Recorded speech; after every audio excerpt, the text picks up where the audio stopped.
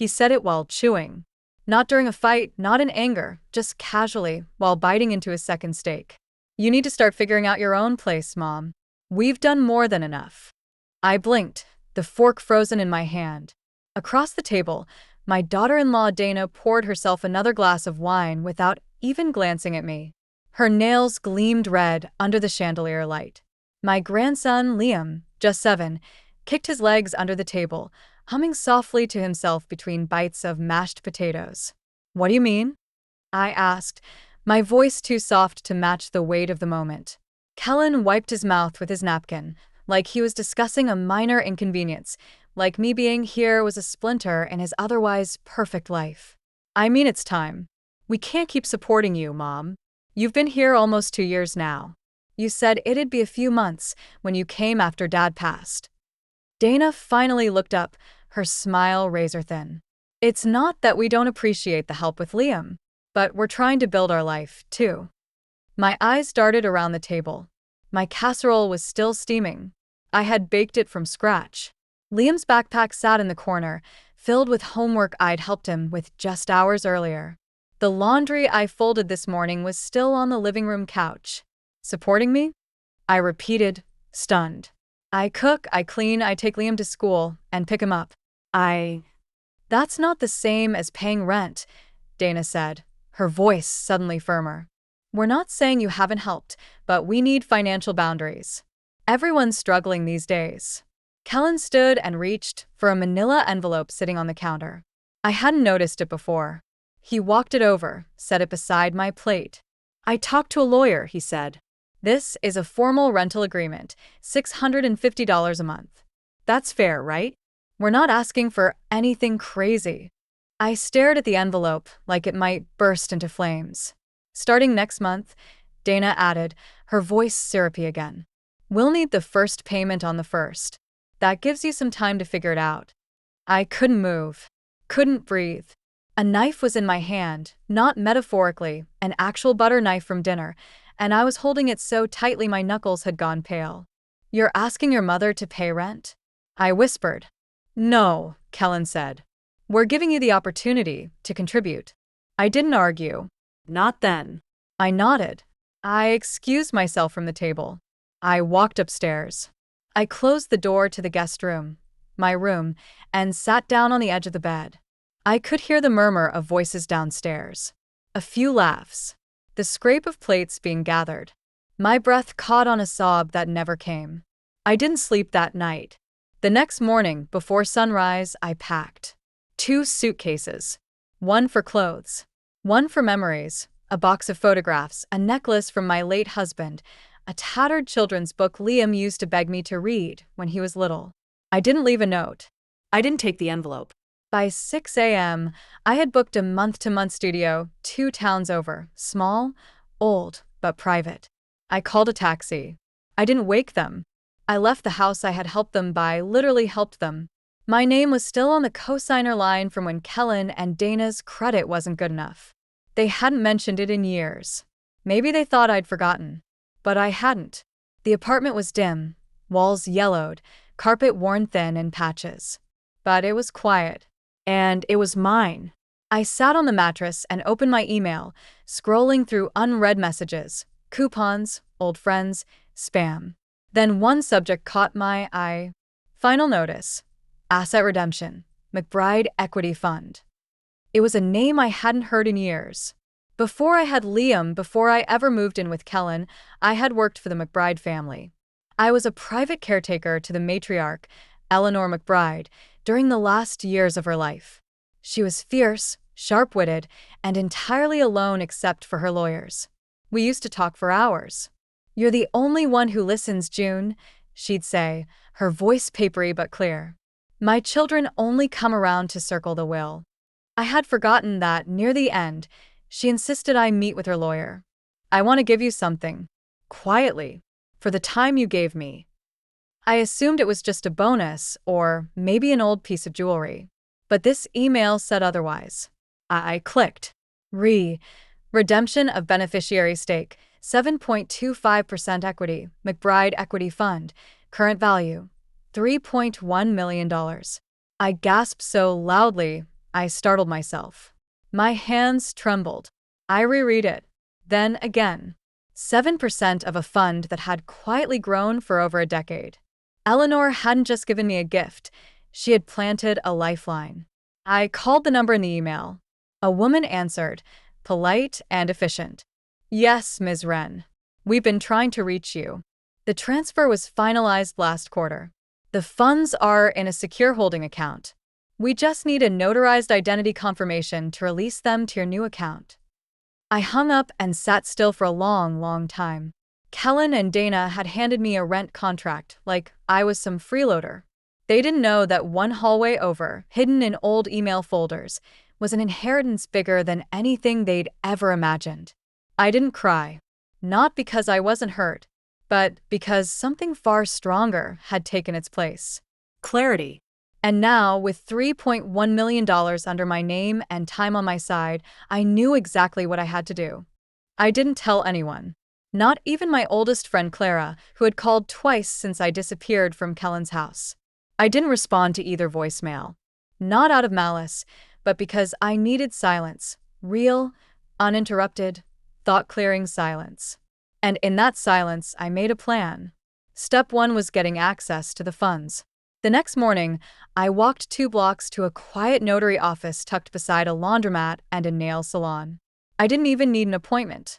A soft-spoken man named Fred looked over my ID, verified the paperwork from the McBride lawyers, and slid the forms across the table with a ballpoint pen.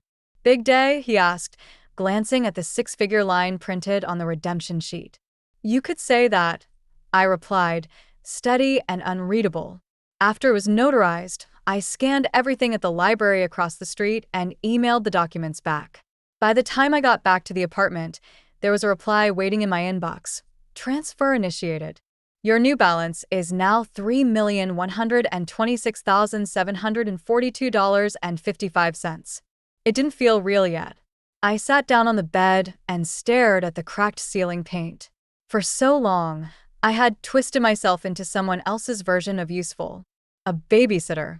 A cleaner, an errand runner, never quite a guest, never quite at home, just convenient. And now I had the means to never feel that way again. But before I could start fresh, I needed to sever ties properly and cleanly.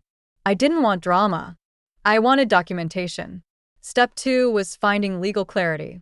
I called an attorney I'd once worked with during my caregiving years. She wasn't practicing anymore, but she gave me the name of someone sharp and discreet. Veronica Fields. Veronica picked up on the second ring. Ms. Wren, she said after I explained the situation. If your name is still on the deed, you have significant leverage. I don't want to hurt them, I said. But I don't want them thinking they can erase me either. Veronica's voice was calm, direct. That house has equity. If your name is on the deed, they can't refinance, sell, or legally evict you without your signature. You have every right to reclaim your portion. I sent her what little paperwork I had from the original cosign. She promised to pull the deed from public records and get back to me within 48 hours. In the meantime, I didn't sit idle. I went shopping for the first time in years. Not extravagantly, just intentionally. I bought a dark blue wool coat that hit just below the knee, a leather bag that didn't have worn-out straps, and a pair of shoes that actually supported my arches. I replaced my flip phone with a new smartphone and registered it under a different name. It was time to live like someone who wasn't afraid of being noticed. That night, while boiling pasta, my phone lit up with an unknown number. I let it go to voicemail. Then I played it on speaker, my fork halfway to my mouth. Mom, it's Kellen. There was no anger in his voice. Just that same tone he used when he was a teenager trying to soften me up for concert tickets. Dana and I were just wondering if everything's okay. We didn't expect you to just leave like that. I know things got a little tense, but we're family. And Liam misses you. Call me, okay? I stared at the phone. He missed the part where he'd handed me a lease like I was a tenant. Where Dana looked at me like a burden, not a mother. They weren't reaching out because they cared. They were reaching out because they were confused. Because they had expected me to grovel. The next message came the following day, this time from Dana. A text. Hope you're safe. Liam's been asking for you. Let's talk soon? Red heart. I didn't respond. Because while they were fumbling for a way to control the narrative, I was preparing to flip it. The next call came from Veronica. June, she said, her voice tight with interest. Your name is not just on the deed. You're listed as a co-owner. No transfer, no waiver. Nothing. Legally, you own 50% of that house. I closed my eyes and exhaled. They forgot, I said. They assumed. Veronica corrected. She paused, then added, would you like to initiate a partition claim? What does that mean? It means we ask for your half. They can either buy you out or the court forces the sale and you take your share. And if I don't want the house? I asked. You don't need to want it, she said. You just need to stop pretending you don't deserve what's yours. That night, I walked through a quiet neighborhood I'd never lived in and watched couples dine by candlelight through the windows of cozy restaurants. I thought about Liam, about bedtime stories, about Dana's voice echoing down the hallway. It's not sustainable. And then I thought about Eleanor McBride. Her last words to me were, use what I give you for something meaningful. For yourself, not anyone else. I went home, sat at the kitchen table, and wrote a single sentence in a fresh journal I'd bought that afternoon. I am not a guest in the life I built. The next morning, I emailed Veronica and said, initiate the petition. Let's begin.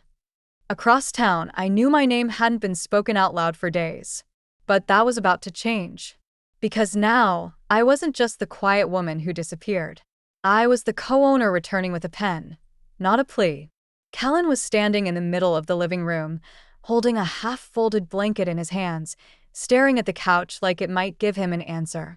She's not coming back, is she? He asked. Dana didn't look up from her laptop. Nope. They'd kept the guest room untouched for a week. A quiet act of denial, as if I'd just gone out for groceries and would return, apologizing for overreacting.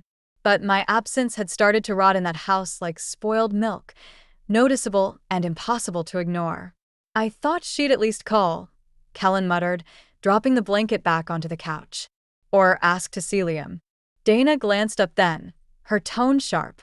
You gave her a rent contract, Kellen. You don't get to be shocked she left. She's my mom. Dana raised an eyebrow. She was your free babysitter, your cleaning lady, and your live-in chef.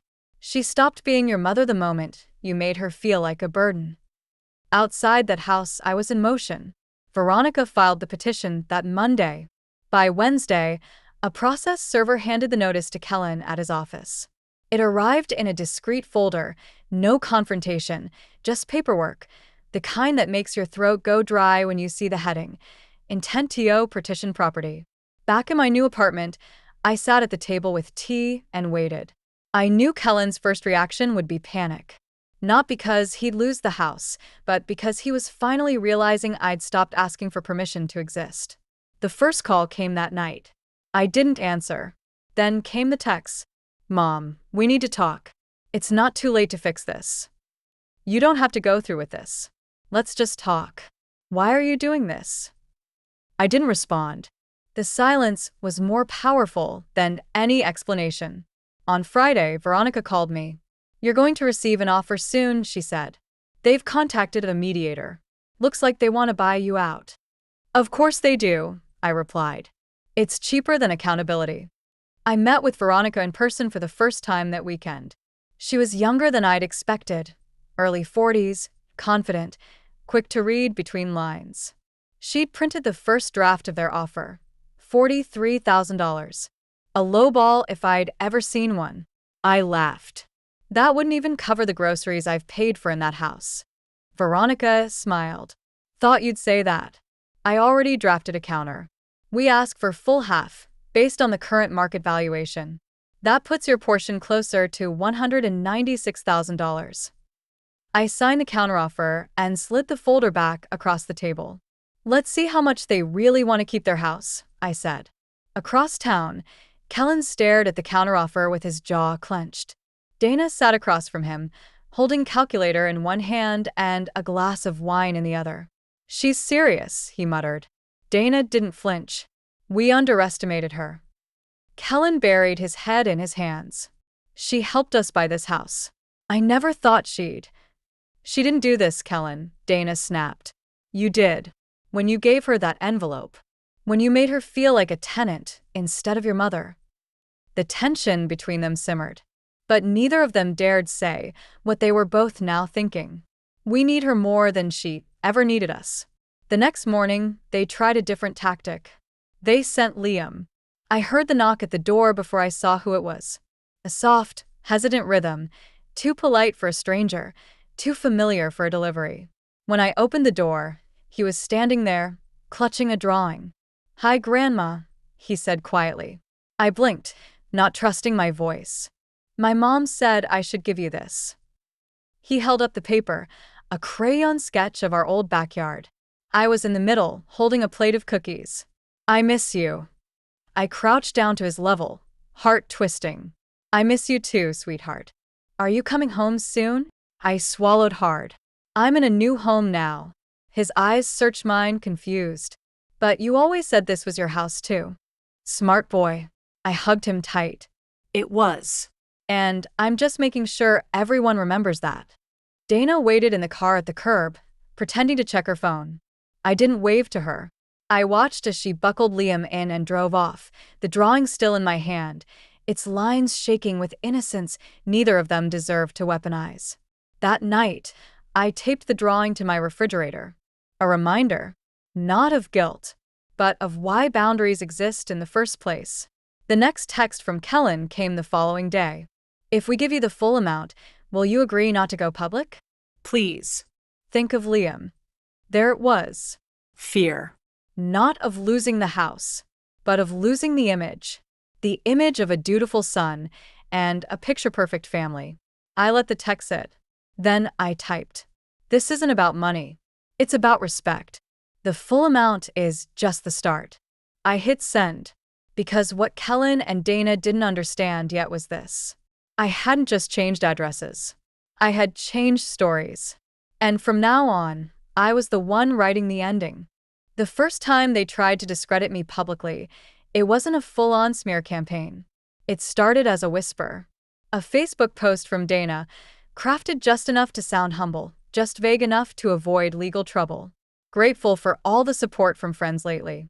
Being sandwiched between raising a child and supporting an aging parent has been a challenge. We've always opened our hearts and our home, but some people take more than they give. Just remember, boundaries are healthy. I saw it only because Clara sent me a screenshot. She didn't say anything, just texted the image with a one-line message. Are they seriously trying to flip this? I stared at Dana's post. The likes were rolling in, old coworkers, neighborhood moms, PTA friends, all praising her strength. One wrote, "You're amazing for putting family first, even when it's hard." Another said, "Don't feel guilty for setting limits. You deserve peace." It would have been laughable if it weren't so calculated. Dana was creating a narrative, a gentle, manipulative one where I was the difficult old woman who couldn't let go or help herself. She didn't mention the cooking, the rides, the emergency babysitting at 2 a.m., the fact that the entire mortgage only existed because of my signature. She certainly didn't mention the rent contract. That night, I called Veronica. "I want to respond," I said, "but not emotionally, strategically." Veronica chuckled. Good. Because if they're trying to control the story through pity, the best counterpunch is proof. She helped me write a post of my own. Not defensive, not angry, just factual. For years, I've supported my son's family in every way I could, financially, emotionally, physically. I co-signed on their mortgage, paid thousands in groceries, cared for my grandson, and managed their household while they worked. I did this without asking for rent, without resentment. Then I was handed a rental agreement and asked to pay or leave. So I left. Quietly. Now, I'm seeking what is legally and rightfully mine. Half of a home I helped them secure. This isn't vengeance. It's boundaries. And I encourage every woman out there, don't let your love be mistaken for leverage. I posted it with one photo, the co-ownership deed. My name clear, black and white. By morning, it had been shared over 800 times. Clara called. "June, you broke the internet." And I had. Comment after comment poured in. She has receipts. Full support. Parents aren't built-in housekeepers. Respect your elders or lose them. Even a local news blog picked it up. Grandmother evicted by family reclaims her share of the home, with legal receipts. It wasn't about clout. I didn't care about followers. But now, the tide had shifted. And Dana was furious. By Thursday, I received an email from a PR consultant. Not mine, theirs. We represent the Crossley family and would like to resolve this privately before further damage is done to reputations. Our clients are interested in offering a private settlement and would appreciate a non-disclosure clause. I forwarded it to Veronica. Absolutely not, she replied. They want your silence now that they're losing the crowd. The next knock on my door wasn't Liam. It was Dana. Hair curled, makeup flawless, wearing the same cream-colored trench coat she wore when she made me feel like clutter in my own family. I didn't invite her in. She stood in the hallway, voice pitched with fake concern. June, she started. Can we please talk like adults? We don't need lawyers or internet drama. It's hurting Liam. Liam wasn't hurt when you handed me a rent bill. I replied flatly. She blinked. It wasn't personal. We were under pressure.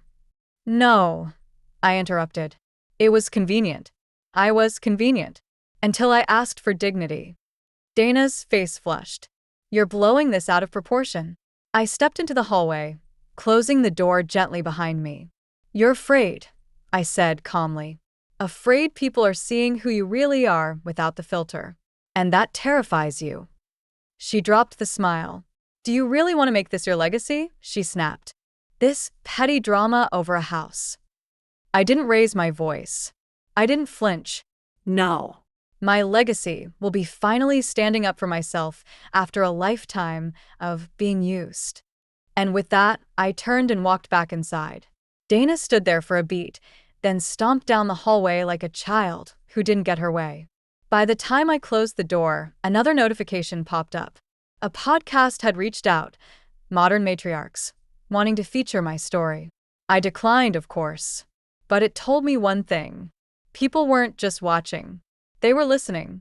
And the more Kellen and Dana tried to spin the story, the more tangled they became in their own web. Because when the truth is documented and delivered with grace, it doesn't shout. It echoes.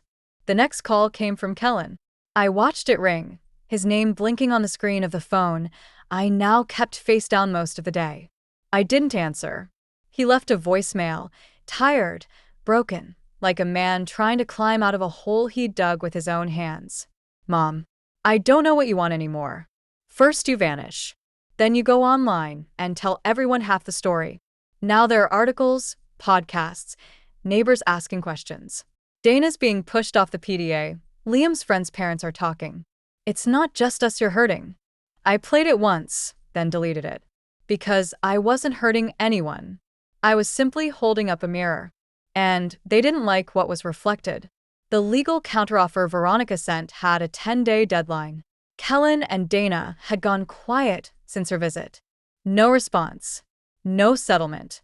Just silence. But silence wasn't stillness. Behind the scenes, Veronica was working. She ordered an independent appraisal of the house. The new market value came back $392,000. Half of that, $196,000, was mine. And now it wasn't a negotiation. It was math. Do you want to force the partition? Veronica asked. Yes, I said, without hesitation. Good, she replied. Because they missed the deadline. We move forward. Meanwhile, Dana made one last desperate move. She called a family meeting. Only it wasn't with me. It was with my sister, Elaine, a woman I hadn't spoken to in nearly 6 years. Clara called me the night it happened. They posted a photo on Facebook, she said. Dana invited Elaine over for dinner. Caption says, "Grateful for the real family who still stands by us. You might want to see it before it spreads." I clicked the link. And there it was. Elaine, sitting at my old dining table, eating off my china, smiling with Dana and Kellen as if she hadn't vanished from my life after borrowing $8,000 she never repaid. It wasn't just a dinner. It was a performance. A message. We don't need you. We replaced you. I closed the browser, calm and detached. This wasn't a war for love. It was a war for leverage. And the only thing louder than loyalty is proof. I opened my safe and pulled out the file I hadn't touched in years. Copies of texts from Elaine, bank transfers, and one notarized letter where she promised to pay me back in full within 12 months. She never had. I scanned it all, uploaded it to a private folder labeled, just in case. Because if they wanted to weaponize my past, they'd find out real fast that I kept everything. The following week, Veronica filed the official court petition. And with it came the shift. No more polite emails. No more passive-aggressive family dinners. Now it was depositions, valuations, scheduled mediation dates. I was no longer June, the quiet woman with the casserole dish. I was June Wren, legal co-owner of a property under court review. And Dana hated it. I know because she emailed me directly. Subject line: "This has gone too far. You're turning something private into a circus. This isn't what Kellen wanted. And it's not what Liam deserves. You've made your point. Everyone feels sorry for you now. But if you think you're going to break us, you won't. We're still a family, with or without your approval." I stared at the line. Everyone feels sorry for you now. That wasn't frustration. That was fear. Because pity fades, but evidence sticks. I replied with this single sentence: "This isn't about pity. This is about ownership." The appraisal results came in. The house had gone up in value since I left. Renovations I'd paid for years ago, the refinished basement, the new roof, the landscaping, all factored into the increase. I emailed the summary to Kellen. No commentary. Just the number, $392,000. And a signature line with Veronica's name and title. 10 minutes later, he called. I answered. "Mom," he said, his voice small. "Please, we can't afford to lose the house." "You didn't think about that when you handed me a lease," I replied. He sighed. We panicked. Dana was stressed. Work was a lot. We were just trying to survive. "And I was trying to live," I said. "But you turned me into an expense." "I didn't mean to." "I know," I said. "But you did." Silence. Then, "Liam misses you." My throat tightened. "I miss him too," I said. "But I won't sacrifice myself again just to be near him. I won't pay to be tolerated." Another silence. Finally, he asked, "Is there anything we can do to make this right?" "Yes," I said. "Pay me what I'm owed. No discounts. No conditions. Just dignity." That night, I received a new offer. Full amount. No gag clause. No strings. It came attached to a note scribbled in Kellen's handwriting. "We understand. This is fair. Please accept it. We're sorry."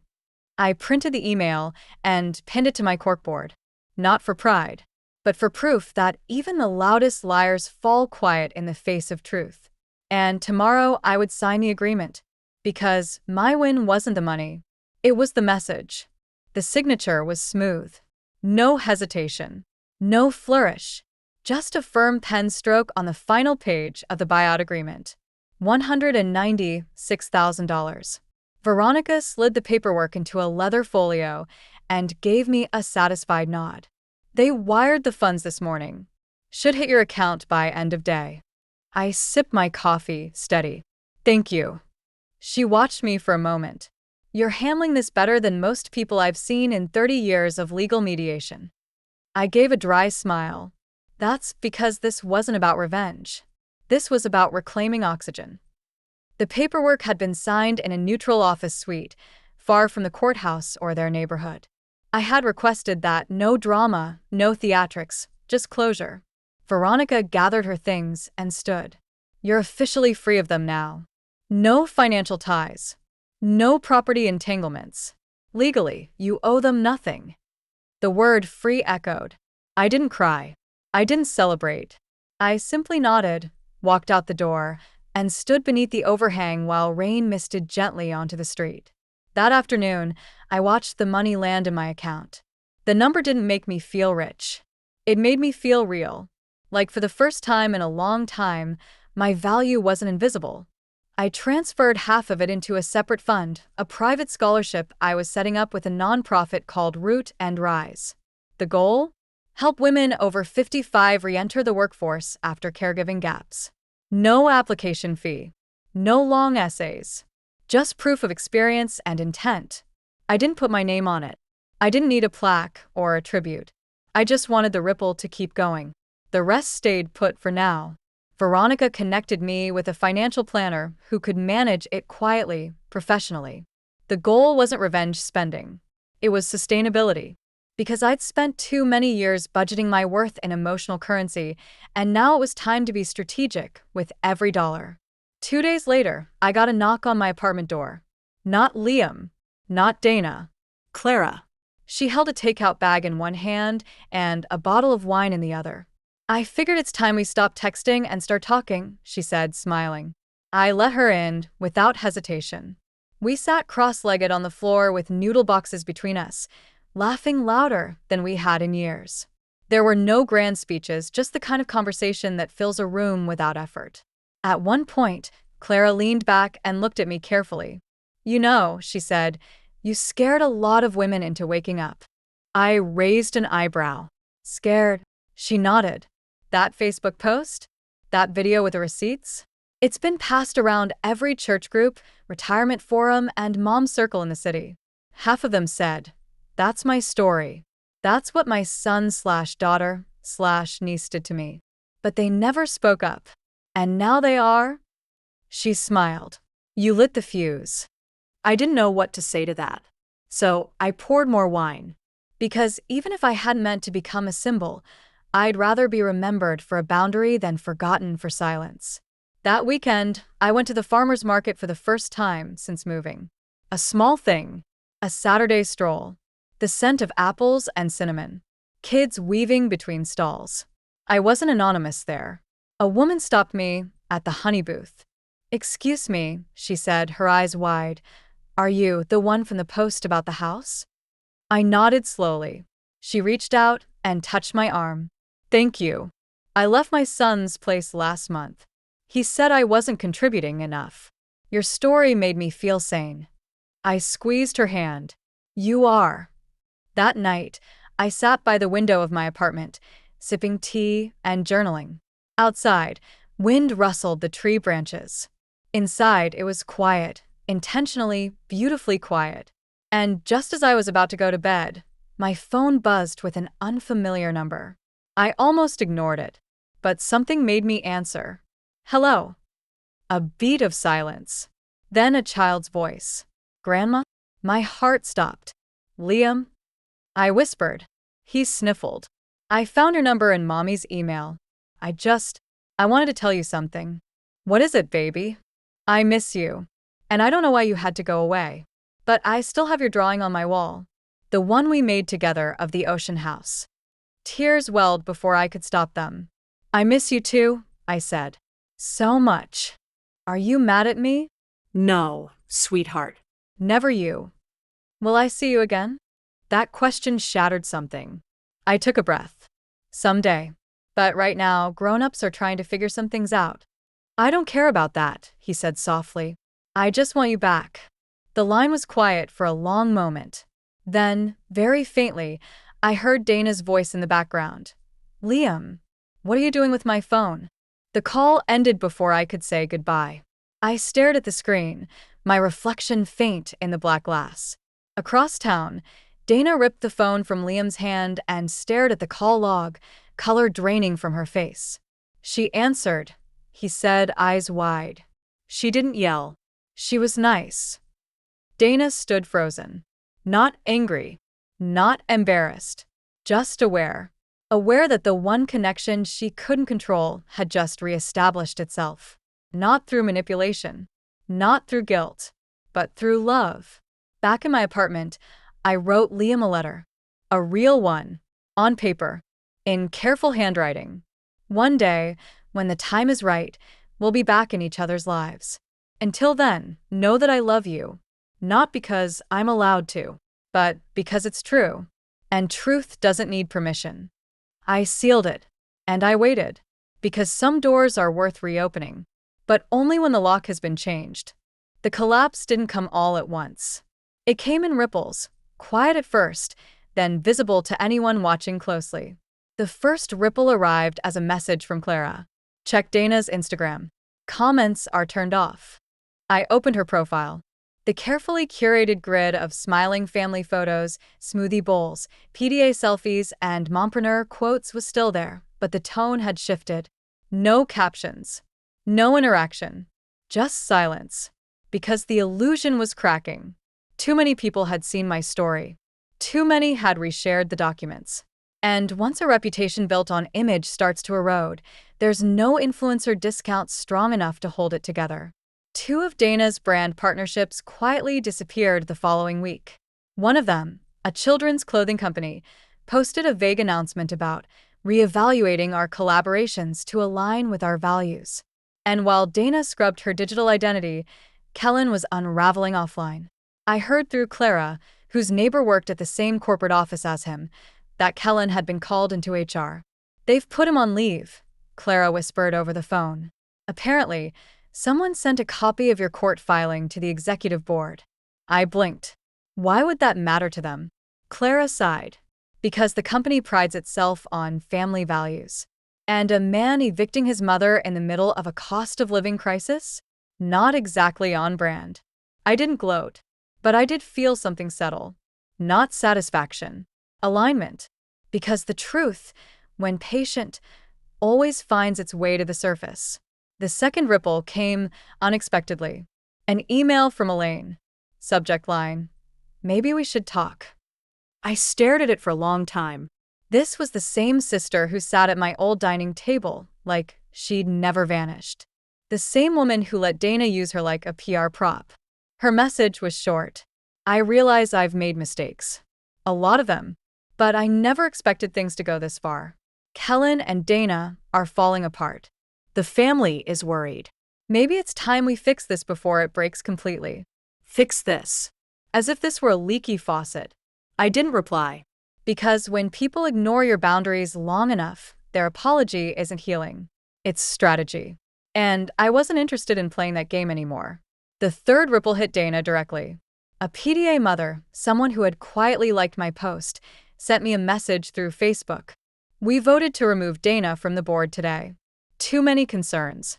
She tried to paint you as unstable. But most of us saw through it. Just thought you should know. I didn't reply. Not out of pride, but because justice doesn't always need applause.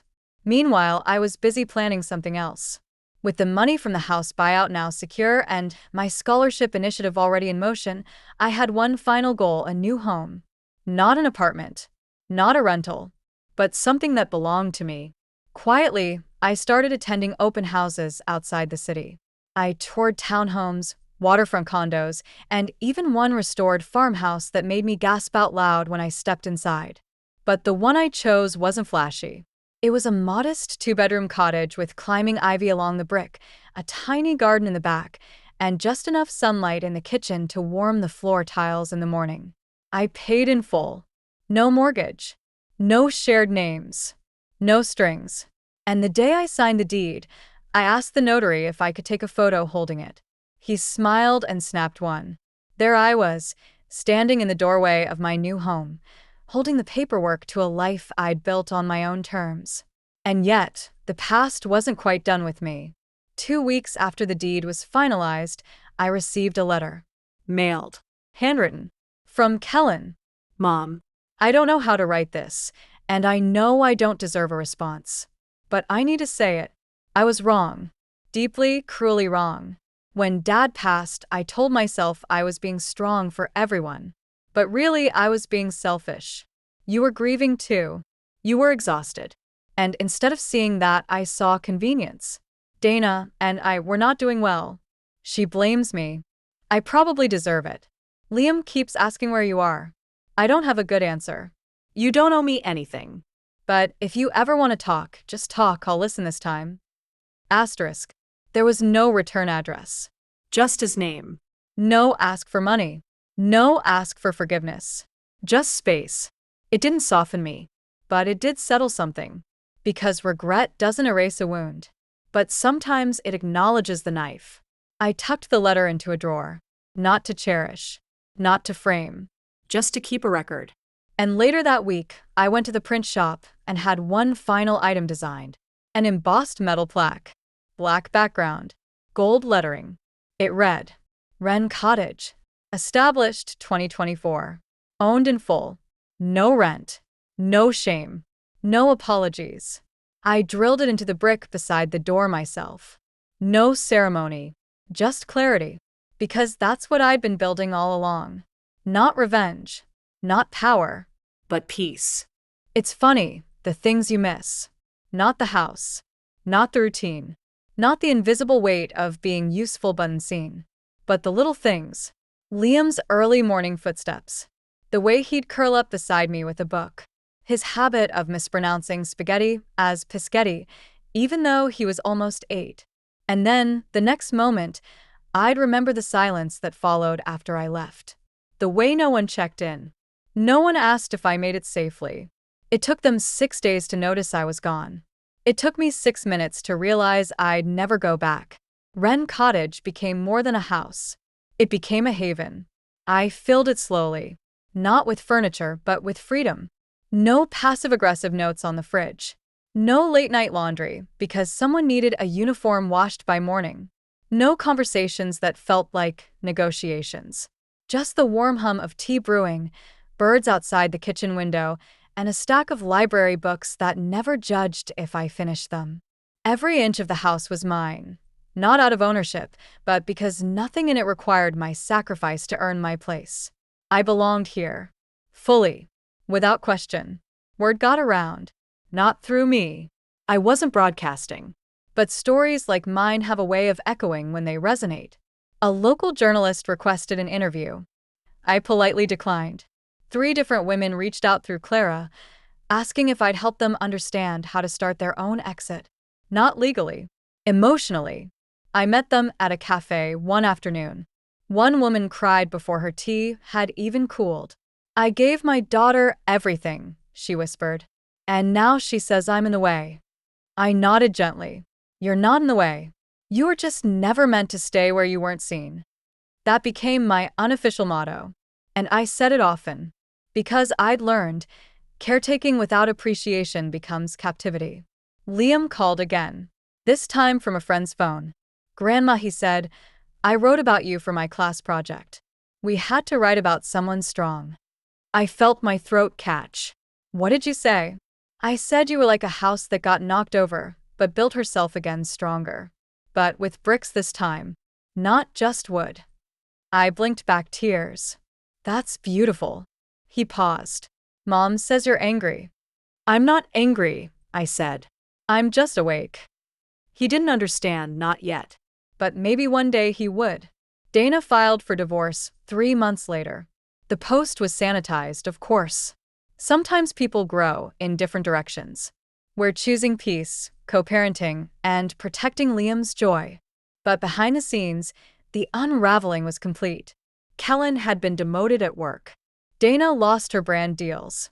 Their house, the one they once tried to claim entirely, was now quietly listed on Zillow. Staged photos. Empty corners. Sanitized joy. I didn't gloat. But I did breathe easier. Because I wasn't waiting for closure from them anymore. I had built it brick by brick under my own roof. On the first anniversary of my departure, I sat on the front porch of Wren Cottage with a small lemon cake and a candle stuck in the center. Not to celebrate the drama, but to honor the decision. Leaving didn't break me. It built me. And not just financially, but emotionally, spiritually. Quiet strength is a power people don't understand until it leaves the room. Kellen learned that too late. Dana still hadn't learned it at all. But Liam? Liam saw it, even if only in flashes. I left one voicemail for him that summer. Just one. Hi, sweetheart. I'm thinking of you today. I saw a sunflower that reminded me of the ones we planted by the fence that year you were 5. I hope you're smiling. I hope you're drawing. And I hope you know that no matter what the grown-ups say, my love doesn't disappear just because I'm far away. It waits. It never dims. I didn't ask for a reply. I didn't need one. Later that year, I submitted an anonymous donation to the elementary school Liam attended. Enough for new art supplies. Enough for every child in his grade to get sketchbooks, paint sets, brushes, and colored pencils. The donation was made in the name of the Wren Foundation. I asked for one small thing in return. A photo of the kids' artwork hung in the hallway. When the envelope came, it contained a printed photo of a long bulletin board filled with paper suns, watercolor skies, and stick figure families. Near the middle, I recognized Liam's name. His picture was of a woman standing on a hill, arms wide open, birds flying overhead. She was smiling, and the title was My Grandma's House, Where Peace Lives. That's how I knew I'd done the right thing. Not because of the money, not because of the vindication, but because a little boy still believed love didn't vanish with distance. And that peace wasn't the absence of noise. It was the presence of self-worth. So if you're listening to this, wondering if it's too late, if you've already given too much, waited too long, been erased too quietly, listen to me now. You haven't. There is no shame in saying, I deserve more than survival. There is no guilt in drawing a line and saying, this far, no further. Because I didn't lose a family. They lost a mirror. And I built a home from the shards. If you've ever felt like June, tell me in the comments what boundary changed your life. And if this story resonated, check out the next one we've linked. It's just as powerful. Don't forget to like, subscribe, and share this with someone who needs to hear. It's not too late to reclaim your worth. Let peace be your next chapter.